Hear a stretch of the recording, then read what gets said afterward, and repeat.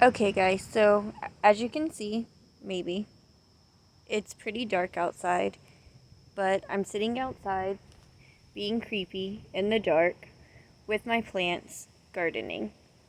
Mostly because, as some of you know, I have 4 children, and this is the only time that I could break away and have a moment of silence and work in the garden.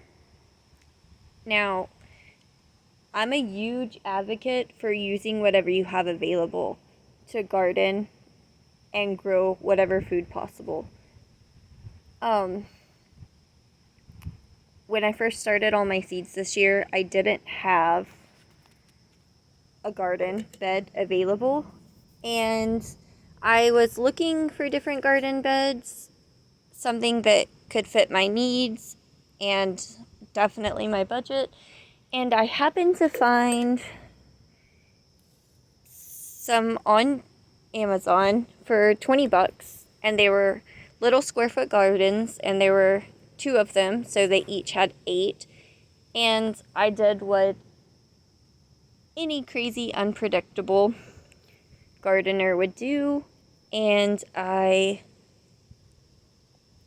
ordered them and took a packet of lettuce and a few other packets of things, and I dumped the entire packet into a square foot garden. And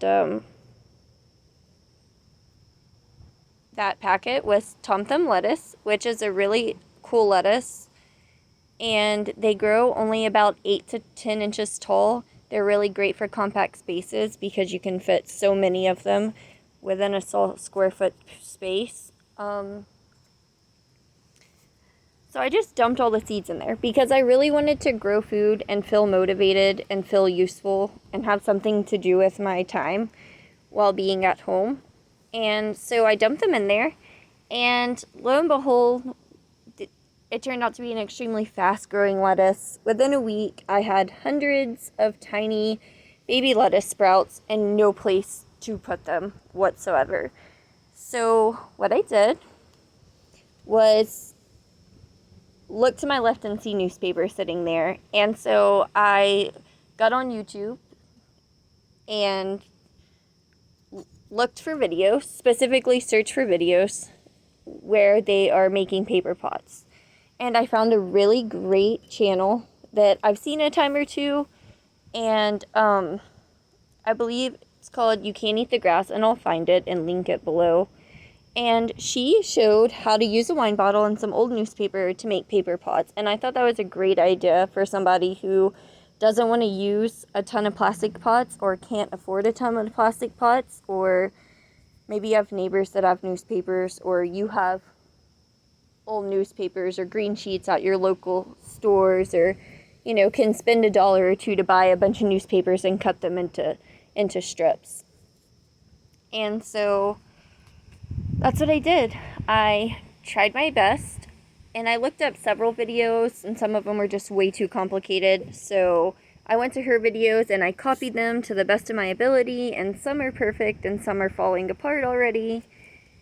And then I went to the Family Dollar and got these packs of popsicle sticks. It was $1 for 60 of them, and borrowed my husband's permanent marker, and I just wrote you can kind of see it here, maybe. Oh, there we go. I wrote the name. You can't see it because it's so fine print. But I wrote Tom Thumb, there we go, on one side. And lettuce on the other. And guys, this is what happens when you video with an Android at 10 o'clock Central Time in Southeast Texas. Can't really see anything, but. So, I just recommend that whether you have an Android or newspaper, or you can afford nice greenhouse pots or whatever markers you can find, just get out of your comfort zone. Forget what you've been told. Roll some up, get some cheap potting soil or some gardening soil, whatever you can find, some compost. This is compost. I actually had it left over from a project because I really wanted a couple of gardening beds. Unfortunately, wood was crazy expensive. I actually saved up from Christmas and income tax and paychecks because we are on our budget. And I ordered a truckload of compost and I filled all these beds. I say all. I filled 3 beds because that's what we can afford. And I had some compost left. And so I went to a couple of box stores looking for potting soil, and I realized that it really was just really expensive compost. And so I just decided to dig what compost I had lying on top of the grass in my garden up and put it in these paper pots and go get these popsicle sticks and write on them. And so I'm from Houston. I'm about 35 to 40 minutes southeast of Houston in a tiny town outside of Baytown, Texas. And so we have Houston Chronicles, and you can get them for $2 up to $4 for really thick ones. And what I did is I just cut the double sheets in half into long single sheets, and I rolled them up and filled them with soil and shoved these popsicle sticks in it. And I don't know if you'll notice there's a few of them, like this one. This is a dinosaur kale. Luckily, I've grown it once or twice before, so I recognize the leaves because, like I said, I was impatient and just threw them in there. I have no idea what this is, and this is really what happens when you are impatient and you sow seeds. But my only aim this year was to teach my kids who are homeschooled how to grow plants. I thought that was really important, and even when they were still in public school, I really strived to teach them how to garden because it's a huge passion of mine. But I didn't start gardening just because of passion. I really started gardening because at the time I was going through a pretty nasty divorce and I needed an escape. Now, God willing, and it is a long story, so it's definitely for another time where you can see my face and see what's going on in the daylight.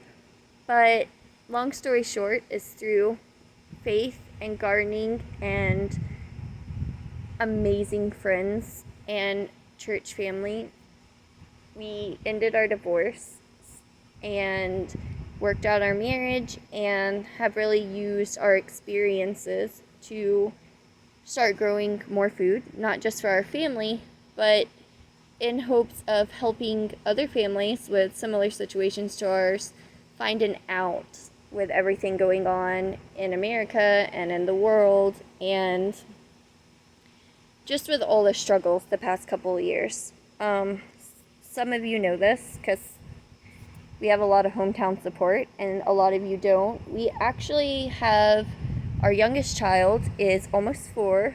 Her name is Lexa. She is incredible, but she is in a wheelchair.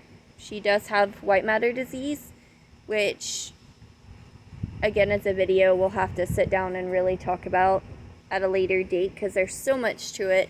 The long story short is, it was really hard to gather the money and the time to garden and get everything done that we wanted to do with her disability and the money we spent and just how difficult it was to make things work. So we've really had to find unique ways to garden.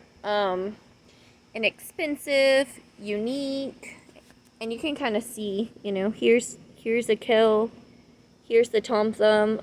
These actually have a really, really good, I'll pull one up, I probably shouldn't because I just planted them today. It has a really good root system, but it's incredibly tiny. And so this little lettuce grows so fast, but they don't get really big. And it's really cool for small kids or gardenings or apartment space, limited budget or income. We got these from Baker Seed Company, and I want to say it's rareseeds.com. They're really cool.